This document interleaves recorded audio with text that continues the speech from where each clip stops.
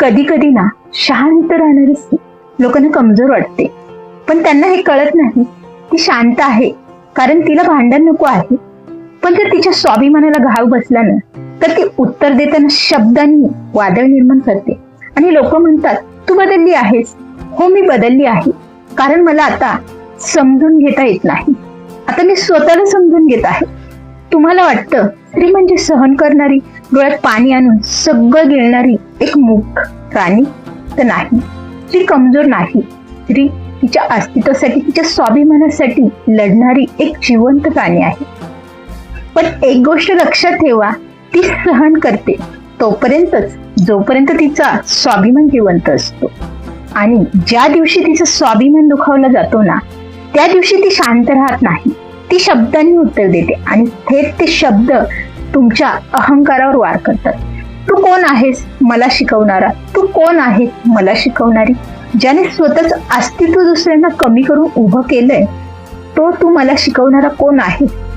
तुम्ही तिच्यावर बोट दाखवता, तिला बदनाम करता. का? कारण ती तुमच्यासमोर झुकली नाही, तुमचं ऐकलं नाही म्हणून, तुमच्या अहंकाराला सलाम केला नाही म्हणून. हो, स्वाभिमानी स्त्री ही नेहमी चुकीची ठरते, हे मात्र खरं. कारण ती गप्प बसत नाही ना, ती हो मध्ये हो मिळतच नाही. ती स्वतःसाठी उभी राहते.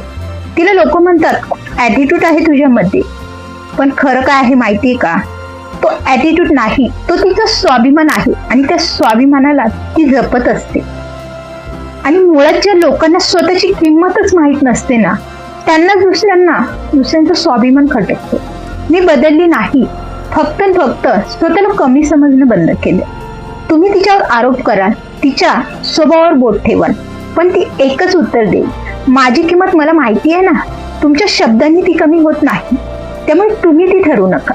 आणि अहंकार जरी जोरात ओरडत असला ना, तरी स्वाभिमान हा शांतपणेच उत्तर देतो.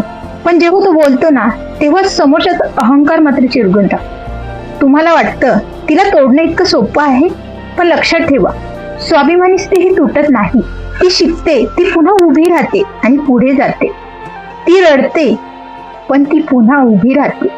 ती हारते देखील, पण ती पुन्हा उभी राहते. ही स्त्री जरी रडत असली ना, तरी अश्रूंमध्ये तिची कमजोरी नसते बरं का. ती तिच्या आतल्या शक्तीचं इंधन असतं. ते कोणासाठी बदलणारं नसतं.